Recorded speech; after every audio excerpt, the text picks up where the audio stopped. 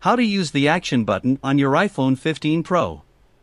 The iPhone 15 Pro and Pro Max ditched the ring/silent switch for a highly customizable action button. Follow this guide to get the hang of it quickly. The iPhone 15 Pro models arrived with a lot of reactions around the use of titanium in the build and the USB-C port, but a change that we've seen gain an equal amount of attention is the replacement of the ring/silent switch with the action button. The action button brings a lot of customizability that wasn't possible before with the ring/silent switch. So, let's look at how the action button works on an iPhone and the steps to customize its functions. What does the action button do by default? By default, the action button on an iPhone 15 Pro or iPhone 15 Pro Max will function as the ring/silent switch it replaces.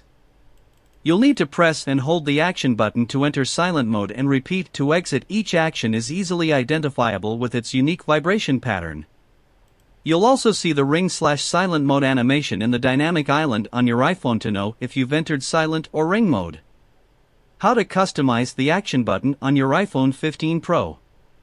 Now, while the default function of the action button is to act as the ring/silent switch, Apple allows you to customize it to your liking. You can choose between 8 functions and a 9th option that will disable the button. Here's what you need to do to customize the action button on your iPhone. Launch the Settings app on your iPhone and tap the action button option. In the following screen, swipe between the available functions. You can currently choose between silent mode, focus, camera, flashlight, voice memo, magnifier, shortcut, accessibility, or no action. For focus, camera, shortcut, and accessibility functions, you can also customize which focus mode, camera mode, shortcut, or accessibility feature is activated when you hold the action button.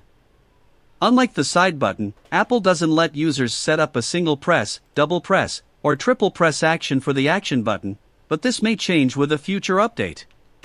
In the meantime, you can leverage the Shortcuts app on iOS to do more with the action button.